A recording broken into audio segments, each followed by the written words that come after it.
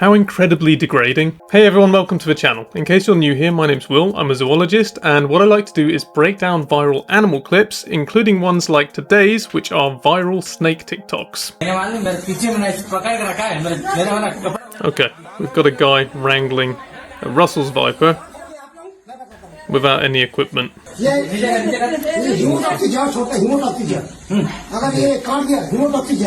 The only question is when something's gonna happen.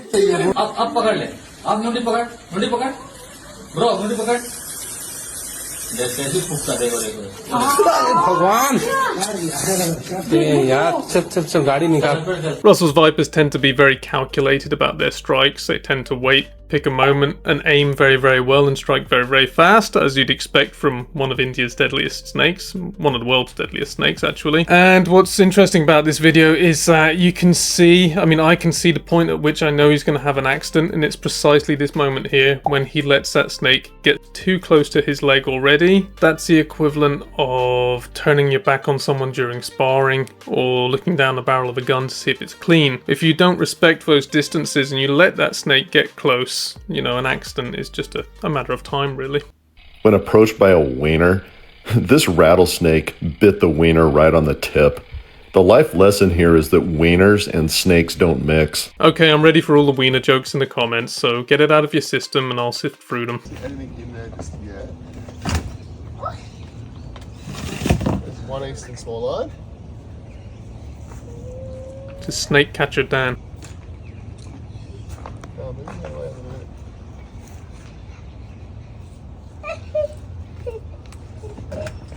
So there's one highly venomous eastern small-eyed snake.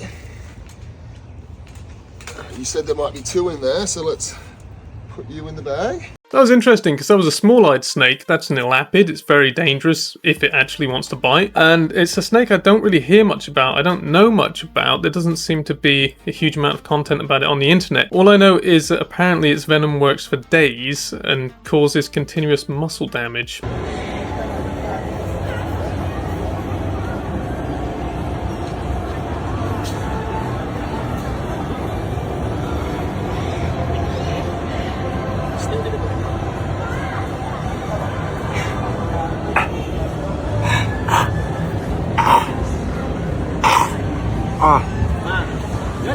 Nice! Oh my goodness! Wow! That was great!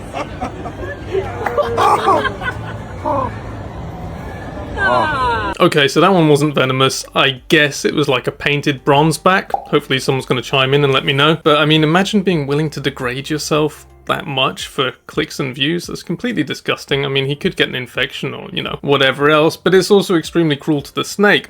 Often I comment on clips like that and people say, oh, you're too soft. You know, how do you know what the snake's feeling?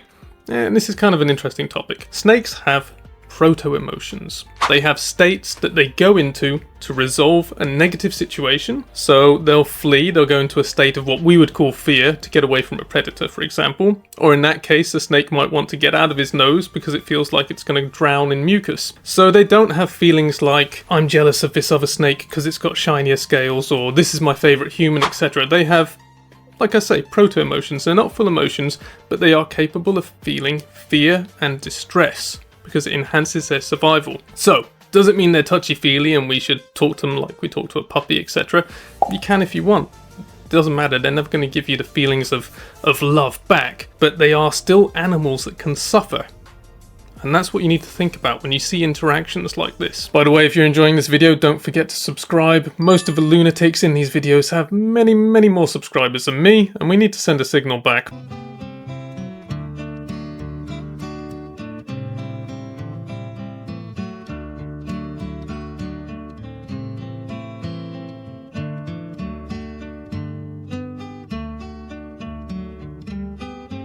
Interesting to think about, the sheer number of bites that could be avoided by wearing shoes. Everyone knows on this channel I've got a hatred of flip-flops. If you ever hear this sound, it means you are one bad decision away from being put on a shirt.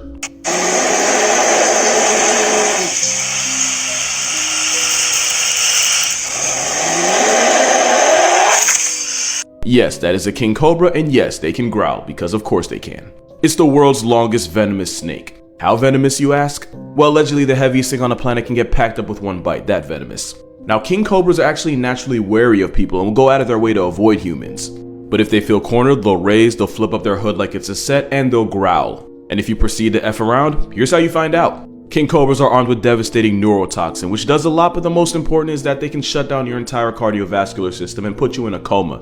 That guy's made a really fun and really factual channel, which is a lot harder than it looks, so he's done incredibly well. And the king cobra's growl is pretty fascinating. They've got these pouches that they fill with air on a modified trachea, and they're called diverticular, and these kind of resonate with the air and they produce this genuine, amazing growl sound. Now, other snakes which produce kind of strong hisses or grunts, which almost approach a growl-ish sound. One could be perhaps the bull snake, but the bull snake doesn't have anything anywhere near as specialized as this. Really, it's got a specialized epiglottis, and that epiglottis kind of acts like a wind instrument. As the air is forced over it, it makes this sound, but it doesn't have those specialized pouches like a king cobra. The king cobra's voice, if you can call it that, is truly something special.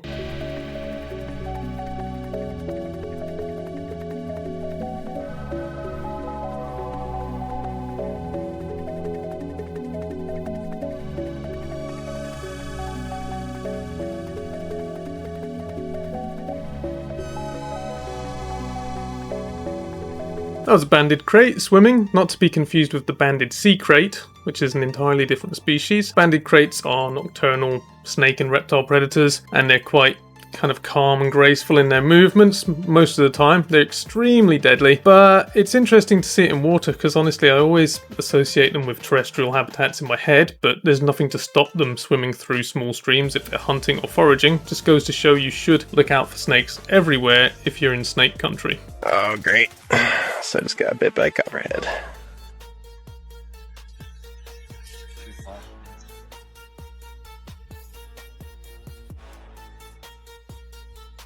I'll lift it up and shake it.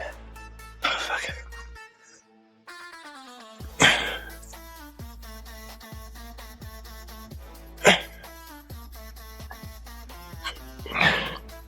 Literally had that little hole and bite you in the face. Oh, he's coming out. Wait, no, that was mushroom. Oh, I see his head though. Oh, he's out. Oh, God. There he is. Yeah, that's copperhead, right? Maybe?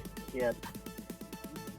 Copperheads are such a problem. They're not an aggressive snake at all, but people get close to them by accident and trigger bites. Sometimes it can be trying to turn over a log with your bare hands, sitting down and putting your foot next to a log in front of one, or it can be stepping on them. Last time I saw a live copperhead was in Kentucky, and I moved it off a trail. I went and got it because it was just sat in the middle and it wouldn't move basically. It was only a small one. So I picked it up, I restrained it, and I checked it over to make sure that it was okay and didn't have some kind of issue going on. But no, it was just incredibly slow and docile and didn't feel like moving. So I moved it off the trail and I was totally fine because, you know, I knew how to handle it. But that's a snake that potentially one day could bite someone if it keeps this habit of just sitting out in the open on the trail because it believes it's camouflaged. The Cape Cobra is being stuck in a piece of netting over here. So I'm going to have to cut this thing loose without getting bitten. It's like quite a harsh place around me, but I just want to get it loose and then I'll take it from here. Daar is die kop sekeer en daar kan jy werk. Ja, maar dit is vir hom raak sy nie. So as hy die toue nog om hom vas, ek kan die toue by die huis afhaal, so net om hom uit te sit, ons sit met niks. Ek het vandag 'n baie mooi boomslang binne in 'n plaashuisloop uithaal. That was Jerry Haynes, who regularly contributes to the channel. He's a South African snake catcher releasing a Cape Cobra that was stuck in net there. Cape Cobras seem to get into trouble quite often. They like being around homes and urban areas, or suburban areas, I guess you'd say. And what I'm kind of curious about as well is that someone told me that in a localized area of South Africa, Cape Cobras are much more venomous, but I've never been able to research that. So if anyone knows, I'd be curious to hear more about that. The initial puncture by the fang was not the part that hurt the most. The part that really hurt was when I felt that venom pulsating through my lymphatic system.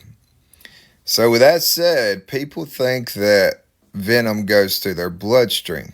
It doesn't. It travels through their lymphatic system, unless their veins or arteries are punctured by the fang. Then it'll travel through the bloodstream and lymphatic system. So I'd modify that slightly. It's more like snake venom will enter your lymphatic system initially, unless of course you do get bitten straight into a vein. It isn't very common. But eventually that venom will leak out of your lymphatic system and enter your bloodstream. So if you take the Australian elapids for example, for which pressure bandages stop lymphatic flow or reduce it, they give you more time. But it doesn't give you, 2 days to get to the hospital. It gives you a few hours. If it only travelled through your lymphatic system, you'd be able to put a pressure bandage on and just say, oh, I'm okay for a few days. And that absolutely isn't the case. It will eventually get into your bloodstream and reach the nerves and, areas to shut down your breathing.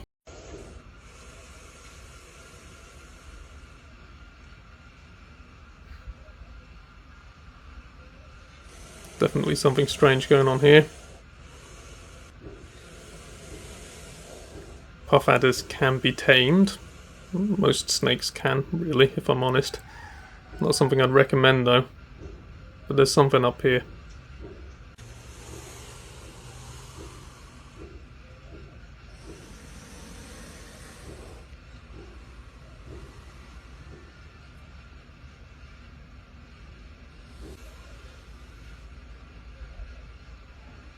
Okay, so that is supposedly a very skilled handler who charms the snakes or does whatever, but I didn't see that snake flick its tongue once. And in that amount of time you'd expect to see it flick its tongue a few times, even if it is dealing with what it perceives as a threat. You'd still see a little bit of tongue flicking, so that's a bit suspicious to me. Now this is dangerous work now. He's trying to actually spin his tail around and get some leverage here. Yeah, look at that. He's got a lot of stuck shed.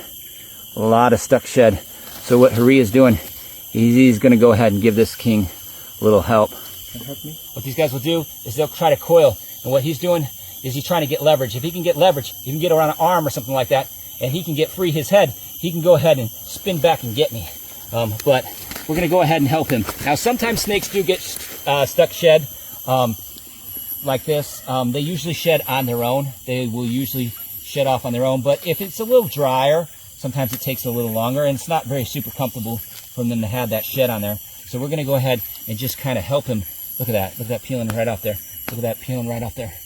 Peeling right off. We're going to go ahead and just help him. So when a snake has stuck shed, it can be because it's a bit too dry, like the guy said, but more to the point, they often have stuck shed when they are in poor condition or they're dealing with a disease or something else. This king cobra, you can clearly see that it is emaciated. There's dips along the sides of its spine where there should be nice rows of muscle, and this leads me to think that there's probably something wrong with it. When a snake's like that, holding it, catching it, manipulating it, pulling the shed off, it doesn't really help it. It's really good for content, it gets a lot of clicks, but it doesn't help the snake. This is what a venomous snake bite looks like at 1,000 frames per second. Scientists have documented up close one of the scariest things you can experience in real life, a venomous snake bite. With the help of a venom production company in France, they recorded how 36 species of venomous snakes bite their prey. High-speed cameras captured the snakes at 1,000 frames per second as they launched themselves at cylinders made of ballistic gel. The footage is the first of its kind, covering all three major families of venomous snakes. Vipers were the fastest biters overall, some even moving faster than their mammal prey can instinctively react. Elapid snakes, meanwhile, use repeated bites to dose their victims. And colubrid snakes shake their jaws side to side to create nasty gashes for their venom to seep into. That was pretty fascinating, and in the study I took a quick glance, and what really surprised me was that saw-scaled vipers were not amongst the fastest. They were a few places down the list. This is the story of how I was bitten by a king brown snake at the end of 2016. So it was just an all day at the park. I wasn't milking. He had an infection in his right eye. We just had a bit of ointment we had to put on him, and I had a cotton wool bud just like this. And I was balancing, wiping this ointment on his eye. And the snake, just out of frustration, he just sort of lashed out. And then the snake had me by my wrist and bit down hard. And I, like, massive snake, like head literally 4 times the size of this one. Like, this is a big king brown, don't get me wrong, and he's big enough to ruin your day. But yeah, I just remember looking down and going, I couldn't believe it. He was just chewing on the side of my wrist there. And I just, my heart sunk. My instinct was I just grabbed him by the neck and I ripped him straight off the side of my wrist. I put the snake away like this, so he went back into his enclosure. I grabbed a pressure bandage, I applied it immediately. My eyesight was strange, I had a really weird taste in my mouth, I felt extremely nauseous. We arrived at the hospital, they chucked me up on the bed, and the doctor said to me, it is very obvious that you've been envenomated. We're not even going to muck around, we're giving you antivenom. It should take about 45 minutes to an hour to receive a vial of antivenom. But what happened to me was very, very different. And that was because that day we found out very quickly that I am hyperallergic to antivenom. Bill Collett telling us about what happened to him. I'm going to have to look for part 2 to that because that sounds pretty intense. It just goes to show that even if you're a professional and you know precisely what you're doing, accidents do happen. Dealing with the volume of snakes that he deals with, I'm sure that mentally he probably was prepared for it one day. Now this one, I'd like to hear what people think about this, because we're going to touch on an interesting topic. When you're out on a walkabout, mate, this is the kind of thing you might be lucky enough to see. This is an eastern brown snake. These fellas don't need much venom to do damage. Eastern browns deliver a fast bite with very efficient venom, and that's why medical treatment needs to be quick. Mate, when a brown coils up like this and lifts its head, it's saying, give me space, mate. It's not striking, it's warning.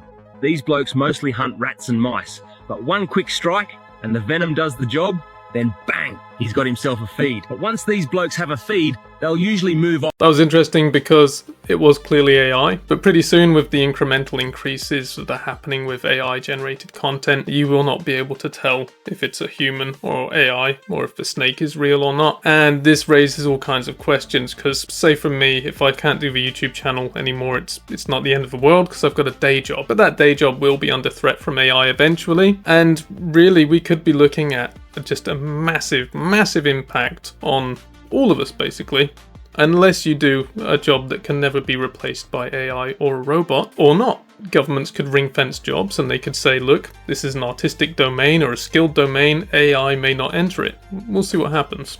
This is a video that was when control challenges venom, which strategy holds up? Pretty terrible overall.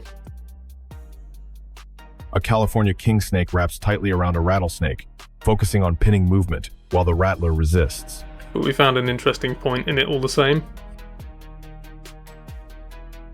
With resistance to venom and powerful constriction, king snakes can maintain pressure longer than most predators. Weird phrasing. The encounter highlights a clear truth of the wild technique, and persistence can outweigh venom. How does a venomous specialist handle a fast, non-venomous rival? In South Texas, a coral snake faces a prairie king snake as both circle, testing distance and reactions.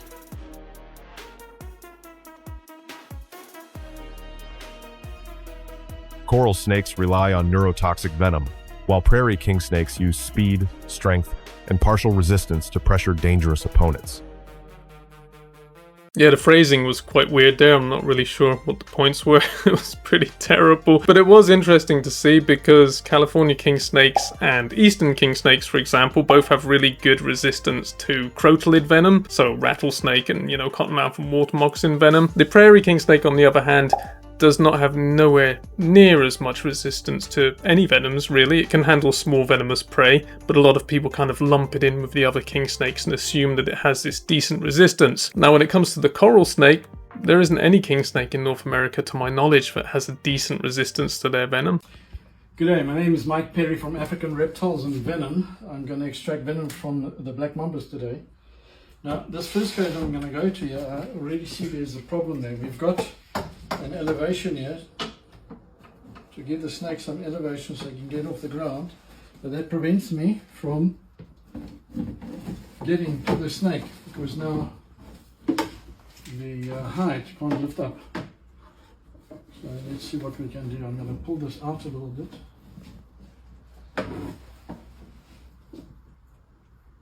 Right, there we see the snake there. He's going out of the hide.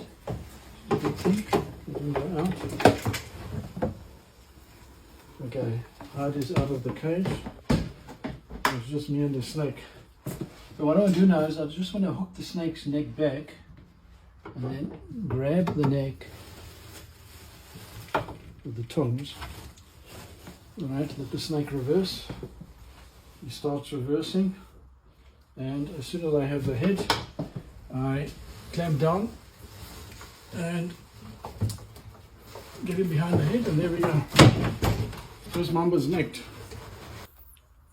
So that was some very, very calm professional handling from Mike Perry, and that's quite interesting because he didn't have to do any jumping around, any shouting, any swinging the snake around, no ridiculous dramatic phrases, and the reason is that presumably he sells education and he's interested in making anti-venom. He's not interested in drama. Today we are in the foothills of the Dhofar Mountains in southern Oman, and we are looking for what's called a stiletto snake.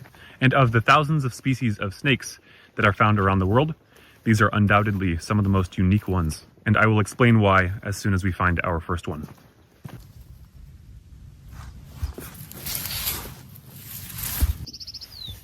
Ooh, nice. We have our first stiletto snake here. So what makes this snake so special? In short, it's the structure of their teeth. Now I'm going to cut that clip short there because General Apathy is a channel that I really, really like. I don't know the guy, we're not affiliated in any way, shape or form. I've just seen a few of his videos and someone suggested this one, and they are so ridiculously information dense and he's so incredibly knowledgeable that if you are interested in snakes, lizards, arachnids, bugs, anything, especially tropical stuff, it's just worth a watch. It really is. Anyway, I hope you enjoyed this. I'll be back next week with another one. Thank you very much.